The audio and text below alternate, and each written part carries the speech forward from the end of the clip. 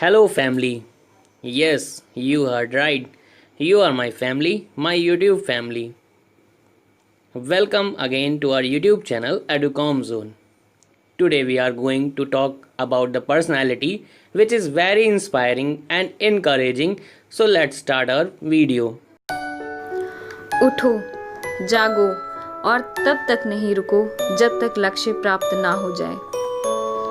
ये पंक्तियाँ आज के हमारे युवाओं को उनके भविष्य के लक्ष्यों को प्राप्त करने के लिए प्रोत्साहित करती हैं। ये पंक्तियाँ एक ऐसे युवा देशभक्त सन्यासी द्वारा कही गई हैं जिनका व्यक्तित्व एवं जीवन सभी युवाओं के लिए बहुत प्रेरणादायी है। जी हाँ दोस्तों, आपने बिल्कुल सही पहचाना। आज हम बात करने जा रहे हैं स्वामी विवेकानंद जी के बारे में।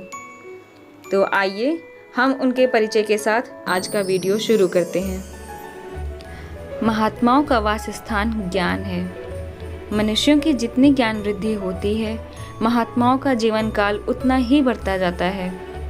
उनके जीवन काल की गणना मनुष्य शक्ति के बाहर है, क्योंकि ज्ञान अनंत है। अनंत का पार कौन पा सकता है। महात्मा लोग एक देश में उत्पन्न होकर भी सभी देश अपने ही बना लेते हैं। सब समय उन्हीं के अनुकूल हो जाते हैं। श्री स्वामी विवेकानंद ऐसे ही महापुरुषों में हैं। लेखक पंडित विद्या भास्कर शुक्ल जी द्वारा लिखी गई इन पंक्तियों के साथ हम स्वामी विवेकानंद जी के जीवन की एक छोटी सी झलक देखते हैं।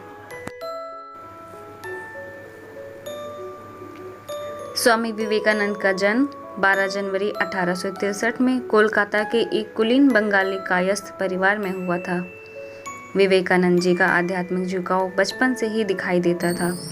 विवेकानंद जी को भारत में एक देशभक्त सन्यासी के रूप में माना जाता है और उनके जन्मदिन को राष्ट्रीय युवा दिवस के रूप में मनाया जाता है। स्वामी विवेकानंद का प्रारंभिक जीवन। स्वामी विवेकानंद के बचपन का नाम वीरेश्वर था, परंतु प्यार के कारण घर के लोग, अड़ोसी पड़ोसी सब उनको नरेंद्र कहते थे। पिता विश्वनाथ दत्त कोलकाता हाईकोर्ट के प्रसिद्ध वकील थे। विवेकानंद जी की माता भुवनेश्वरी देवी धार्मिक विचारों की महिला थी। माता पिता के शुद्ध विचार और आचरण ने विवेकानंद जी की सोच और व्यक्तित्व को आकार देने में मदद की। बचपन से ही स्वामी विवेकानंद अत्यंत कुशाग्र बुद्धि के थे, परंतु साथ ही साथ वे सामान्य बालकों की तरह नटखट भी थे। अपने साथी बच्चों के साथ वे खूब शरारत करते और मौका मिलने पर अपने अध्यापकों के साथ भी शरारत करने से बिल्कुल नहीं चूकते थे। उनके घर में पूजा पाठ नियम पूर्वक होता था। परिवार में धार्मिक एवं आध्यात्मिक वातावरण के प्रभाव से नरेंद्र के कोमल मन में बचपन से ही धर्म और आध्यात्म के संस्कार गहरे होते गए। उनकी बढ़ती उम्र के साथ उनका आध्यात्म की ओर झुकाव भी बढ़ता गया। माता पिता के संस्कारों और धार्मिक वातावरण के कारण बालक के मन में बचपन से ही ईश्वर को जानने और उसे प्राप्त करने की लालसा दिखाई देने लगी थी। ईश्वर के बारे में जानने की उत्सुकता में कभी कभी वे ऐसे प्रश्न पूछ बैठते थे कि इनके माता पिता और कथावाचक पंडित तक चक्कर में पड़ जाते थे। स्वामी विवेकानंद जी की शिक्षा। सन 1871 में 8 साल की उम्र में नरेंद्र नाथ ने ईश्वर चंद्र विद्यासागर के मेट्रोपॉलिटन संस्थान में दाखिला लिया, जहां उनकी स्कूली शिक्षा हुई। 1877 में उनका परिवार रायपुर चला गया। 1879 में कलकत्ता में अपने परिवार की वापसी के बाद वो एकमात्र छात्र थे जिन्होंने प्रेसिडेंसी कॉलेज प्रवेश परीक्षा में प्रथम डिवीज़न अंक प्राप्त किए। वे दर्शन, धर्म, इतिहास, सामाजिक विज्ञान, कला और साहित्य सहित विषयों के एक उत्साही छात्र थे। वेद, उपनिषद, भगवद गीता, रामायण, महाभारत और पुराणों में भी इनकी गहन रुचि थी। स्वामी विवेकानंद जी नियमित रूप से व्यायाम करते थे और खेलों में भाग लिया करते थे। 1881 में इन्होंने ललित कला की परीक्षा उत्तीर्ण की और 1884 में कला स्नातक की डिग्री पूरी कर ली। इन्होंने संस्कृत ग्रंथों और बंगाली साहित्य के साथ पश्चिमी दार्शनिकों की भी किताबों का अध्ययन किया। नरेंद्र ने डेविड ह्यूम, इमैनुअल कांट बारूक, अगस्त कॉम्टे के कामों का अध्ययन किया। उन्होंने स्पेंसर की किताब एजुकेशन का बंगाली में अनुवाद किया। ये स्पेंसर के विकासवाद से काफ़ी मोहित थे। एक बार तत्वज्ञान का एक आलोचनात्मक लेख लिखकर इन्होंने प्रसिद्ध पाश्चात्य तत्ववेत्ता स्पेंसर के पास भेजा। उस लेख को देखकर हर्बर्ट साहब ने दांतों तले उंगली दबा ली और नरेंद्र को एक उत्तेजनापूर्ण पत्र लिखते हुए लिखा, आप अपना सतत उद्योग निरंतर जारी रखें, बंद ना करें। हमें पूर्ण आशा है कि भविष्य में संसार आपसे उपकृत होगा। और आगे चलकर बिल्कुल वैसा ही हुआ। नरेंद्र ने अपने अदम्य उत्साह, अधिक परिश्रम, विचित्र बुद्धिमत्ता, अपूर्व स्वार्थ त्याग और प्रेम बल से संसार को अपना दास बना लिया। नवंबर 1881 में स्वामी विवेकानंद जी की रामकृष्ण परमहंस से प्रथम भेंट हुई। आगे चलकर वे रामकृष्ण परमहंस के सच्चे शिष्य बन गए। कभी कभी बड़ी बड़ी सभाओं तक में नरेंद्र गुरु स्मरण करते हुए उनके चरण में लीन हो जाते थे। एक बार एक जन समुदाय में गुरु के प्रति प्रेम प्रकट करते हुए उन्होंने कहा कि रामकृष्ण परमहंस मेरे हैं और मैं उनका हूँ। माता, पिता, गुरु, भ्राता, इष्ट देव, मन, आत्मा, प्राण, स्वामी, वे ही मेरे सब कुछ हैं। मेरे सद्गुण उनके हैं और दुर्गुण मेरे हैं। मुझे उन्हीं के सहवास में शांति मिली है। 25 वर्ष की अवस्था में नरेंद्र ने गेरुआ वस्त्र धारण कर पैदल ही पूरे भारतवर्ष की यात्रा की। विवेकानंद जी ने 31 मई 1893 को अपनी यात्रा शुरू की और जापान, चीन, कनाडा होते हुए अमेरिका के शिकागो पहुँचे। सन 1893 में शिकागो में विश्व धर्म परिषद हो रही थी। उसमें स्वामी विवेकानंद जी ने भारत के प्रतिनिधि के रूप में हिस्सा लिया। यूरोप, अमेरिका के लोग उस समय पराधीन भारतवासियों को बहुत ही हीन दृष्टि से देखते थे। वहाँ उपस्थित लोगों ने बहुत प्रयत्न किए कि स्वामी विवेकानंद जी को सर्वधर्म परिषद में बोलने का समय ना मिले, परंतु एक अमेरिकन प्रोफेसर के प्रयास से उन्हें थोड़ा समय मिला। सम्मेलन भाषण में उन्हें सिर्फ 2 मिनट का समय दिया गया था, लेकिन उनके भाषण की शुरुआत मेरे अमेरिकी बहनों और भाइयों से हुई, जिसने वहां उपस्थित सभी लोगों का दिल जीत लिया। उनके ज्ञान को देखते हुए अमेरिकी मीडिया ने उन्हें साइक्लोनिक हिंदू का नाम दिया। वे 3 वर्ष अमेरिका में रहे और वहाँ के लोगों को भारतीय तत्वज्ञान की अद्भुत ज्योति प्रदान की। अनेक अमेरिकी विद्वानों ने उनका शिष्यत्व ग्रहण किया। वे सदा अपने को गरीबों का सेवक कहते थे। भारत के गौरव को देश देशांतरों में उज्जवल करने का उन्होंने सदा प्रयत्न किया। आइए अब विवेकानंद जी की शिक्षा दर्शन के बारे में कुछ जानते हैं। स्वामी विवेकानंद मैकाले द्वारा प्रतिपादित और उस समय प्रचलित अंग्रेजी शिक्षा व्यवस्था के विरोधी थे, क्योंकि इस शिक्षा का उद्देश्य सिर्फ बाबुओं की संख्या बढ़ाना था। वो ऐसी शिक्षा चाहते थे जिससे बालक का सर्वांगीण विकास हो सके। बालक की शिक्षा का उद्देश्य उसको आत्मनिर्भर बनाकर अपने पैरों पर खड़ा करना है।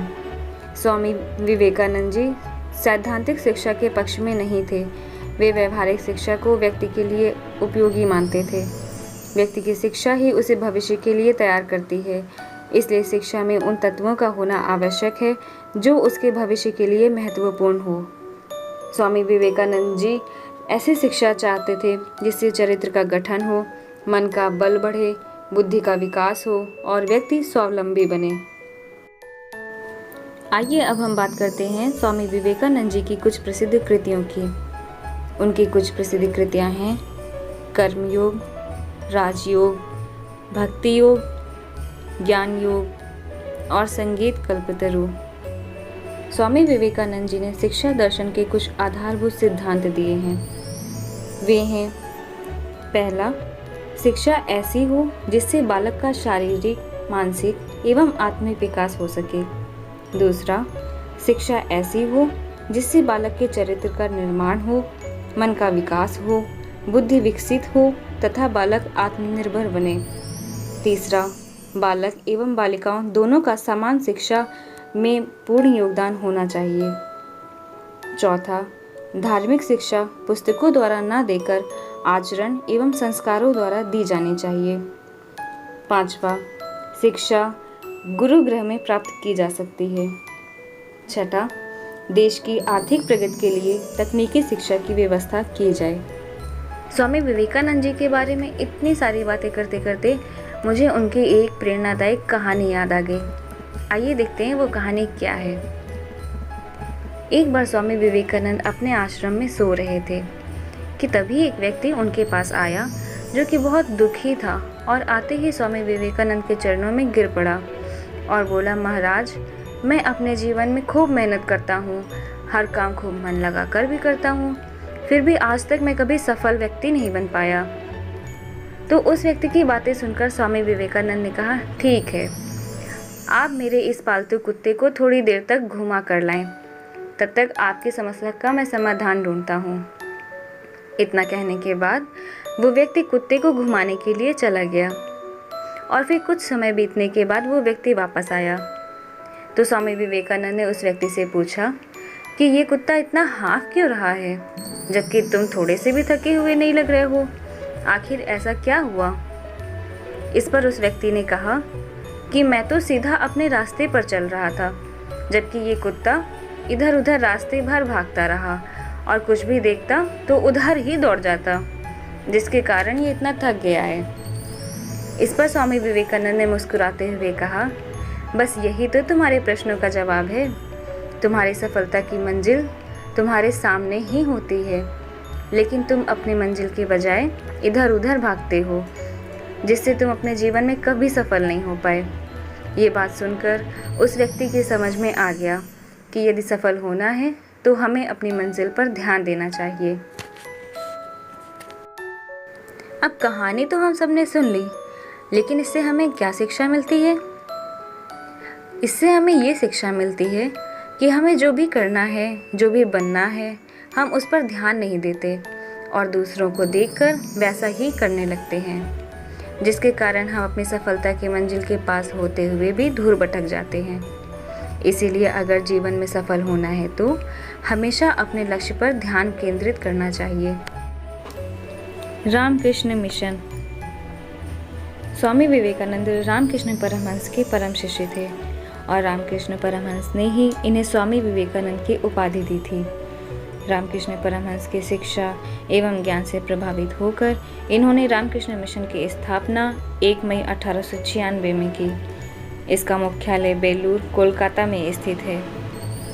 इसका उद्देश्य शैक्षणिक, परमार्थिक, धार्मिक अध्ययन एवं आध्यात्मिकता का है। इसका ध्येय वाक्य है, आत्मनो मोक्षार्थम जगत हिताय च, अर्थात स्वयं के मोक्ष के लिए तथा जगत के हित के लिए। अमेरिका में उन्होंने रामकृष्ण मिशन की अनेक शाखाएं स्थापित की। रामकृष्ण मिशन को भारत सरकार द्वारा 1996 में डॉक्टर अंबेडकर राष्ट्रीय पुरस्कार से और 1997 में गांधी शांति पुरस्कार से सम्मानित किया गया। स्वामी विवेकानंद जी की मृत्यु 4 जुलाई 1902 में सिर्फ 39 वर्ष की आयु में वेल्लूर, पश्चिम बंगाल में हुई। बेलूर में गंगा तट पर चंदन की चिता पर उनकी अंत्येष्टि की गई। इसी गंगा तट की दूसरी ओर उनके गुरु रामकृष्ण परमहंस का 16 वर्ष पूर्व अंतिम संस्कार हुआ था। उनके शिष्यों और अनुयायियों ने उनकी स्मृति में वहां एक मंदिर बनवाया और समूचे विश्व में विवेकानंद तथा उनके गुरु रामकृष्ण के संदेशों के प्रचार के लिए 130 से अधिक केंद्रों की स्थापना भी की। स्वामी विवेकानंद का जीवन परिचय बताता है कि 39 वर्ष के संक्षिप्त जीवन काल में स्वामी विवेकानंद जो काम कर गए, वे आने वाली अनेक शताब्दियों तक पीढ़ियों का मार्गदर्शन करते रहेंगे। गुरुदेव रविन्द्रनाथ ठाकुर ने एक बार कहा था, यदि आप भारत को जानना चाहते हैं तो विवेकानंद को पढ़िए, उनमें आप सब कुछ सकारात्मक ही पाएंगे, नकारात्मक कुछ भी नहीं। तो दोस्तों, आइए हम आज की अपनी वीडियो स्वामी विवेकानंद जी के एक अनमोल वचन के साथ समाप्त करते हैं।